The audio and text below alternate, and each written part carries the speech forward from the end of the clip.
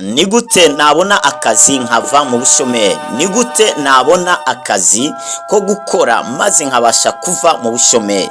Birashoboka ko wabona akazi atakufise, birashoboka kandi ko wabona akazi nta muntu akakurangiye, birashoboka ko wabona akazi kandi ugacika ushobora gutanga akazi ku bandi bantu.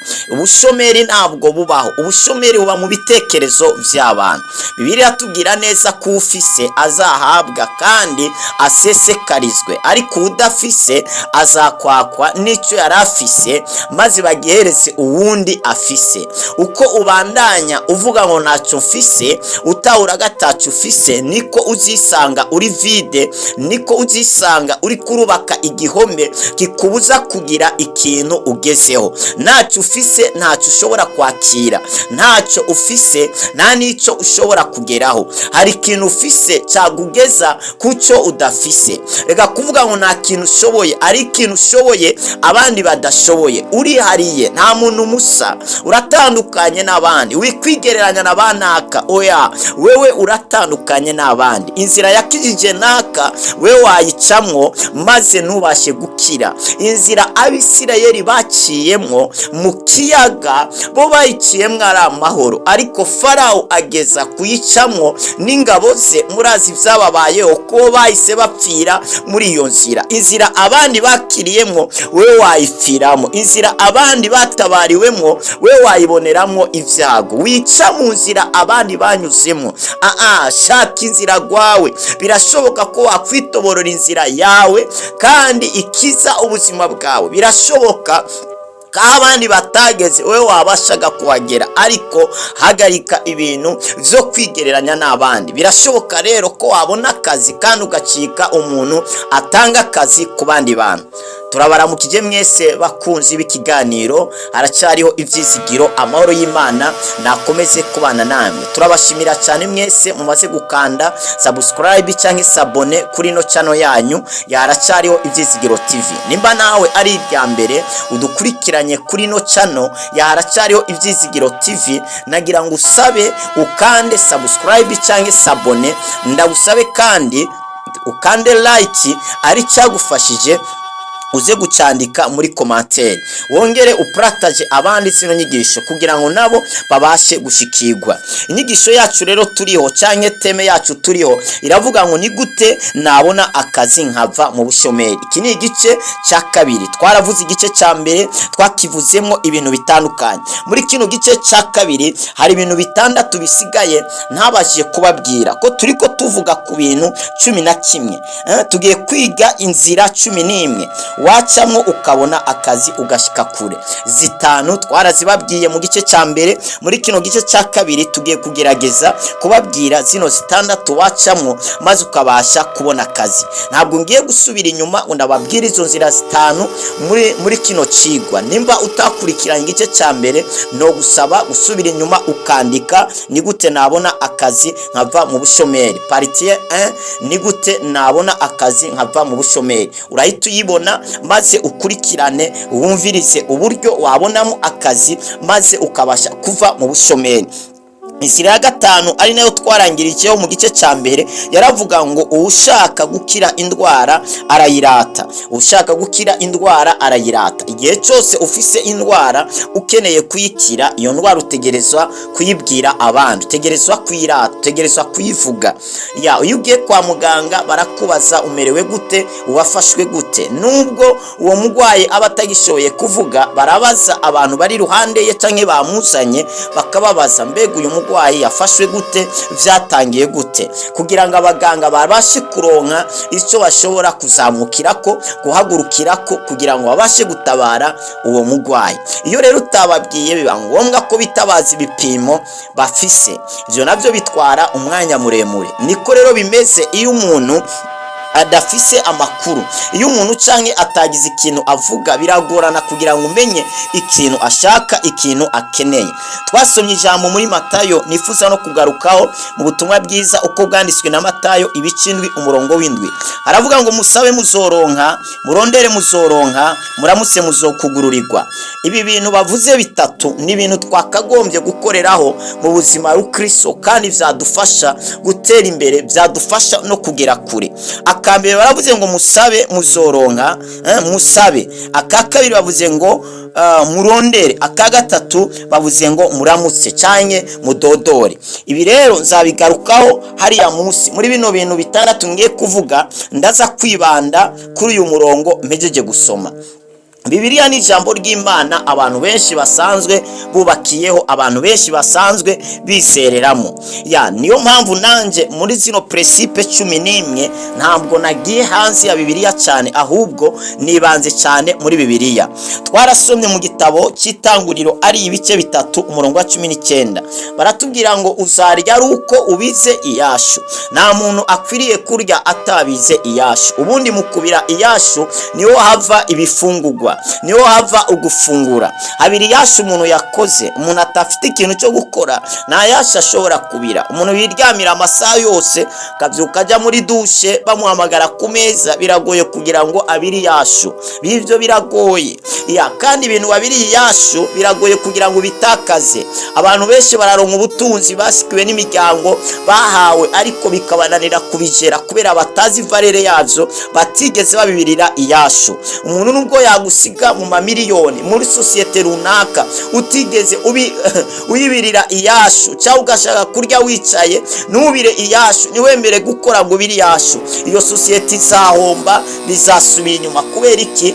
Kubiri iyashu nivyo bizaduhesha ukubaho. Kuva umuntu yagakora icyaha, kubiri yashu nivyo Imana yasizeho bizaduhesha umukate. Bibiri gakomeza katubwira ko umuntu adakwiriye no kurya. Bisubura ngo nimba atakintu uri kurakora, hagarika no kurya. Umuntu yakagombye kuba afise ikintu ariko arakora kimuhesha umukate, kimuhesha izo gufungura. Bibiri rakomeza itubwira ngo wiba ntakongere kwiba, ngo nacumukuze ayiwa amaboko kugira ngo aronke ivyo gufashisha abandi. Igituma dukora kugira ngo turonke ivyacu gusa, ahubwo ni kugira ngo turonke ivyo dushobora gufashisha abandi bantu bakenye bari mu bibazo. Imana ni gukiza uzakize abandi, Imana ni gutabara uzatabara abandi, Imana ni kuzamura nawe uzazamura abandi, ntuzahonyore abandi. Tuvise abantu bazamukira ku bandi bagera hejuru, ntibibuke kubazamura, ntibibuke kuzamura abo basize hasi, ahubwo bagasuprima n'amanimero n'imigenderanire. Ariko umenye gatakure cyane wogera Imana itagusubiza hasi, kandi nta hasi cyane waba Imana itakuzamura. Nibiye tugenda tubamwo. Umuntu no musa ashobora kuba afise ariko ejo ntabe afise. Niyo mpamvu we ufise swibaze ko ari ubuhanga cya bugufi. Ni Imana ibikora byose, ni Imana ibigira kandi ikabigirura. Icya gatanu rero nkuko twakirangirijeho cyaravuga ngo ushaka gukira indwara arayirata. Bwira inshuti zawe ko atakaza ufite, ko ugashaka wakabona yakuhamagara, yakubwira. Inshuti zawe wizera uzi ko zifite ubuzi, ziziranye n'abantu batandukanye, urashobora kuzibwira ati nyamuna jewe ndakeneye akazi hari ukorera cyangwa hari wirirwa, niwumva akazi kari uzankome uzambwire kugira ngo mbashe nimbaraka dosiye njanayo, nimba ari ingufu ari ubumenyi abakene umukozi runaka mbashe kujayo nanje ndabe ko nabona akazi nkava muri buno bushomeri. Inzira rero ya gatandatu ni ugusenga Imana. Kubera iki gusenga Imana birimo mu nzira imwe ishobora gutuma uronka akazi. Imana niyo ituma ukundwa, Imana kandi niyo ituma wibukwa, Imana niyo ituma ibintu byose bikoreka. Imana itakwemeye nta wakwemera, nta wakwemera. Imana itakuguruye nta wakugururira, Imana itakumvise nta muntu yabashaga kukumva. Kugira ngo abantu bakumve nuko Imana iba yakumvishije. Kugira ngo abantu baguha akazi, ibaze hadepoje abantu 1000 bakeneye abakozi 5, wowe Imana ikuvanye muri 5 ubonye akazi. Uribaza ko ari ubuhanga bwawe, ari amashure, ari ubwenge bwagukuye mu bantu 1000 ukava muri wenyene ukaronka ako kazi? No, ni Imana yagukuye muri abo ngabo iguha ako kazi. Kandi suko we bo yabanse, na amahirwe yawe wabashije kugira yo kurengana muri ico kibazo maze ukabasha kwinjira mu nyishu. Imana ishimwe. Rero ukwiriye gusenga. Kubera iki gusenga? Gusenga bizakugurura amaso yawe umenye ahari akazi. Gusenga bitwegereza amasezerano y'Imana. Gusenga birakurura ubuzima buri mu isi imwe mu bukaza mu isi biboneka. Hari abantu bagaragara nk'abakene ariko ijuru ribazi nk'abatunzi. Ariko gusenga bizakoriyanta, gusenga bizaguhishurira, gusenga bizagushyiraho ubundi bwiza, bizaguhesha kwemegwa. Gusenga bizatuma amashuri yawe agira valere. Hari abantu benshi bafite amadiplome, amasertifika batarigera bakoresha n'umunsi n'umwe. Ugasanga satani yaraboshe amadiplome yabo, yaraboshe amasertifika yabo. No munsi babayeho nk'abantu batize bariko bakorera inica nikize. Kubera iki? Satani yugaye ibintu byabo. Ibintu tuvyugurura biciye mu gusenga. Gusenga kwimura imisozi, gusenga gushingura uturimbi, gusenga kurarema, gusenga kurubaka, gusenga guhindura ivyase guhinduka. Gusenga kurashobora gutuma ibintu byubakika kandi bikabashaga no gukomera. Gusenga rero ni indi ntambuko utakwiye kwirengagiza ya gatandatu ukwiye gukoresha maze ukabasha kubona akazi mu buryo bworoshe. Turafise abantu benshi babonye akazi biciye mu gusenga. Turabona abasore batatu, mbere ni bane, Shadarake, Meshake, Abedunego na Daniel. Abo bantu babonye akazi biciye mu gusenga. Abantu bagizwe bakomeye kubera gusenga cyane no kugororoka. Gusenga cyane no gukiranuka byabahesheje akazi, byabahesheje umwanya ukomeye mu gihugu.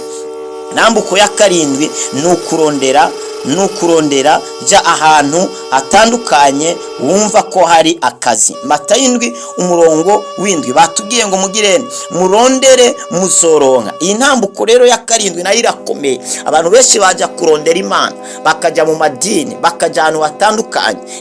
Sindavyanse ko wajya kurondera Imana hirya no hino, ariko iyi murongo ntabwo usigura ivyo ngivyo. Birivuze ngo murondere muzaronka. Muronderera herero. Ntabwo ukwiye kwirirwa mushyira. Genda mu isite, genda muri ville, genda mu makaritiye atandukanye. Genda mu makaritiye atandukanye, rondera akazi, shaka akazi. Reka ukaronderera ahantu hamwe, wayadepoje ahantu hamwe uturamanika amaboko ngo jivya kuvyo gukora ngo ntabwo ari ivyanje. Ni ivy'iwawe. Niyo mpamvu wize, niyo mpamvu uriho. Udakora nakariye kandi turya uko tubizi yasho. Rondera, shekinga, zunguruka, kugenda kwawe urashobora gusanga ahantu bari kubatanga akazi. Kugenda kwawe, kurondera kwawe urashobora gusanga uguye ahantu hari job cyangwa ugahura n'umuntu akakurangira ijob. Genda sura amasosiyete, rondera ahantu wadepoza, rondera ahantu baba bariko baratanga akazi, ronderera ku ma internet, ronderera ku ma Facebook, ronderera ku ma WhatsApp, ronderera ahantu hatandukanye, mu magrupu atandukanye, ronderera mu masosiyete atandukanye, mu nshuti zawe. Rondera inshuti zishobora kugeza ijwi kure kugira ngo ubashe kubona akazi. Ronderera hirya no hino, ronderera ahantu hatandukanye, mu mazu atandukanye, mu biro bitandukanye. Rondera, kandi birivuze ngo nurondera uzagirana, nurondera uzoronka. Rondera ikintu wakora kigatuma ubuzima bwawe buhinduka. Rondera ikintu cyahindura amateka y'ubuzima bwawe. Rondera, birashoboka. Kandi biciye mu kurondera ndazi kuzabona ijob, ndazi kuzabona akazi. Imana iguhezagire cyane. Inambuko ya 8 ni ukudodora. Bibiliya kandi yatubwiye ngo mudodore muzagirane, muzakingurirwa. Iyi ni nzira ishobora gutuma ubona akazi mu buryo bworoshye. Genda udodore mu masosiyete atandukanye, genda udodore mu bisata bitandukanye. Twavuze icyambere ni ukumenya iki, ni ukumenya icyo ushoboye. Urazi icyo ushoboye, genda rero ahantu hatandukanye uziba hashobora gukenerwa umukozi ashoboye nk'ivyo wewe ushoboye, nk'ivyo wewe wize. Genda udodore mu mazu atandukanye, genda udodore ahantu hatandukanye, maze urashobora kubona akazi, urashobora kugururirwa. Numvise ntayo y'umugabo umwe, mengo n'umugabo niba atari umusore, yagiye mu biro runaka, agenda aradodora, arubahuka, agenda ku mugabo w'umutegetsi, araronka audience, umuntu asanzwe afise entreprise, afite societe ikomeye hano mu gihugu. Aragenda aradodora, akimudodorera arinjira, aramubwira ati je ikintu kinzanye, je nzanywe no gusaba akazi, nkeneye akazi. murazi ko ibintu by'amoko hari abantu byatwaye, ntabwo yari umuntu wo mu bwoko bumwe. N'uwo mugabo byaramutangaje, aravuga ati gute wowe ushobora kunyubahuka ukaza diregite udaciye mu nzego zitandukanye, ubundi kugira ushikire njyewe, ubundi si njyewe ndanatanga akazi, narasizeho amapratema atandukanye ushobora gucaho ukabona akazi. Yo afite n'ububasha bwo gukuraho umukozi no gushyiraho wundi, je bama raporo gusa. Gute ushobora kurenga izo nzego zose diregite nyene ukaza kuri jewe ngo ndaguha akazi? Ati benshi barantinya ntibashobora kunyubahuka. Acaramubwira ngo ko wanyubahutse rero ukaza ukadodora ukaza kunsaba akazi, ubu nyene ndaguhaye akazi. Uwo muntu n'ubu akora muri iyo sosiyete afite akazi, yahise abona akazi. Kudodora rero ni ugushira ubwoba. Hari abantu benshi barindiriye ko Imana izamanura akazi ngo pa. Hari abantu barindiriye gukora mariage n'abamarayika, uzababona hehe? Hari abantu bazi ko umugore azava mu ijuru atibuka ngo pa. Hari abakobwa benshi basazi iwabo kubera ababadodoreye barase kubugururira. Uno munsi bamwe bariko bifuza ati comana naka umuyadodora muri wa mwaka basakaza, ubu nuva namwemera. Abasore benshi barashaje kubera iki? Ntibadodora. Genda kurya mukobwa wakunze, dodora, mubwire ati ndagukunda, rega gucisha hirya no hino wirisha inzara n'ibindi. Amubwire ati genda gukunda, nagushimye, nifuza kubana nawe. Ubyemeye twategura mariage tukabana. Wibinyusa hirya no hino no. Kandi ikindi naco uwisezerano cyangwa uwo muzabana ntabwo handitse aho muzahurira. Ugiye kubaza abantu benshi bubatse ingo bakubwira ati twahuriye ahantu hatandukanye. Hari wakubwira ati je namuboneye mu ishengero, undi ati je twahuriye mu kabare, undi ati twahuriye muri boîte, undi ati twahuriye muri bisi, undi ati twahuriye mu isoko, undi ati twahuriye mu nzira, undi ati twahuriye kuri rezo sosiyo, kuri Facebook, kuri YouTube, kuri WhatsApp, undi ati twahuriye kuri TikTok, undi yakubwira ati twahuriye kuri Instagram, undi yakubwira ati twahuriye kuri Twitter X, undi yakubwira, umwe wese yakubwira aho byahuriye. Undi ati twahuriye mu kazi, twisanga dukora akazi kamwe, none urukundo ruhera ngaho nyene. Urafise ahantu mwahuriye, rero biragusaba kudodora. Ningeze guhura n'umusore w'imyaka 40 ngarindiriye umufasha turutse mu ijuru, Imana imumuzanire. 40 afise karani senye arindiriye ko Imana imuzanira umufasha. Namubwiye tubwo n'ubusazi, genda urabana dodora, hanyuma urebe kudakingurirwa. Reka gutinya. Hari gihe utinya ujya mukobwa ukumumengo yava guserereza, kumbe nawe yagushimye ahubwo yabuzanyura, ugasanga ni uri ko witinza mu ikorosi. Shikayo, genda udodore. Hari ahantu wumvise hari akazi, nubwo ubona ko watinyitse, wowe shikayo udodore. Dodora nshuti yanje, genda kurya mugwiza tunga runaka, urya muntu runaka muri famiye, urya muntu runaka w'ishuti yawe, n'urya muntu runaka urumengo ni gikashi. Oho, shikayo udodore. Erega uzaba uri kurakora ijambo ry'Imana, kandi ushitseyo utegereza kugururirwa. Niko ijambo ritubwira, udodora arakingurirwa. Kandi nukingurirwa bisigura ngo icakujanya aho hantu utegerezwa kugihabwa. Genda udodore mu biro bitandukanye, ubabwira imishinga yawe. Warateguye umushinga, warateguye projet ushaka gukora, nta mahera ufise, genda udodore mu mashirahamwe atandukanye, mu masosiyete atandukanye, mu bagwiza tunga batandukanye, mu nshuti zawe, mu bagenzi bawe. Bandikira ka message ati nyabu nafise umugambi ukenera 100,000, mwanteye inkunga mukayantiza basi nkazayagarura mu minsi yi. Nyabu nafise projet ngomba gukora isaba miliyoni izi, mwamayo mitaye tugakora. Nyabu ndakeneye akazi, shoboye gukora ibi nibi, mwamaye akazi, mwarevye hano musondeka. Genda udodore. Biciye mu kudodora usabona akazi. Dodora inshuti zawe, zibwire, zidodorere, zandikira ka message, zitelefone, zandikira ka message, zitelefone, zisanga aho zikorera. Nimba n'umuntu wandikiye umukeneye ukabona nari karakwishura, musange ku biro. Genda udodore, iryo nirindi jambo. Genda udodore, kandi n'udodora uzakingurirwa. Iyindi ntambuko rero igira 9. Iyi nambuko igira 9, iravuga ngo reka ngarutse hano kudodora harimo icyo bita ugusaba. Ugusaba rero reka nabyo nabimatanye n'aha kudodora. Wadodoye wakinguriwe, saba, genda usabe umuntu runaka, genda usaba akazi, genda usaba umutahe ahantu runaka, genda usaba umutahe ukore, yumvira ikintu wakora reka kwicara, genda usabe umuntu afise uzi ko afise amafaranga yogira icyo akumariye aguhe ikintu cyo gukora. Imana iguhezagire cyane. Icyacenda rero, icara uyumvire icyo ufite.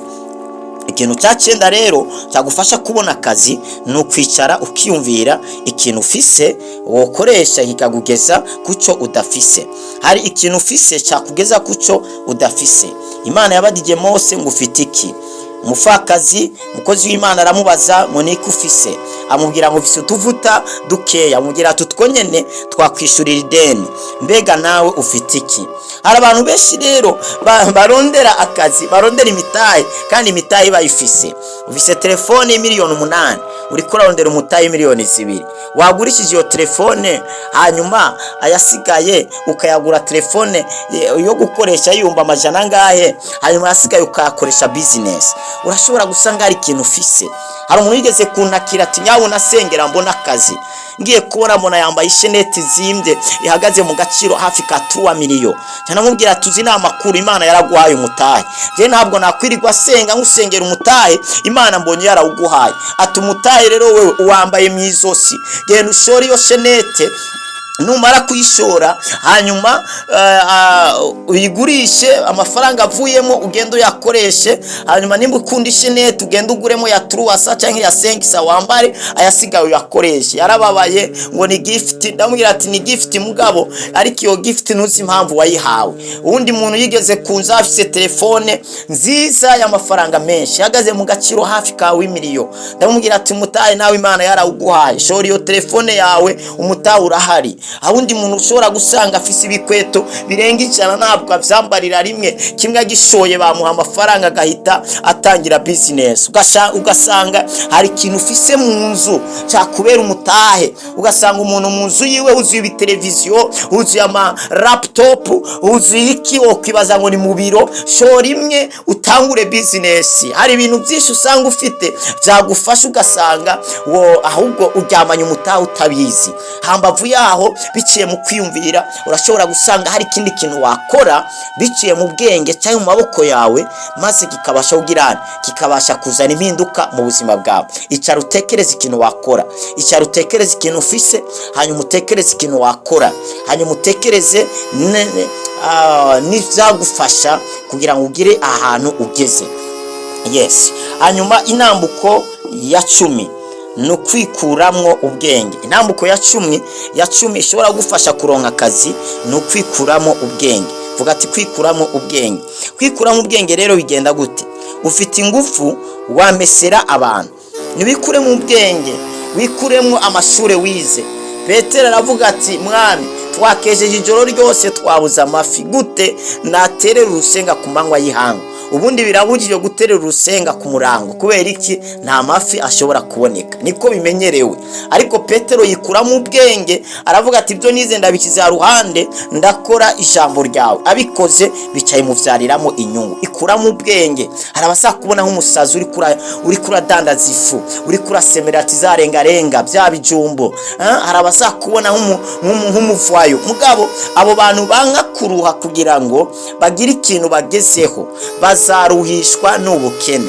Urashobora kwanga kuruha urondera amafaranga, ariko ukazaruha wishwe n'inzara, ukazaruha no kurondera kwambara nka nako utabishoboye. Kubera iki?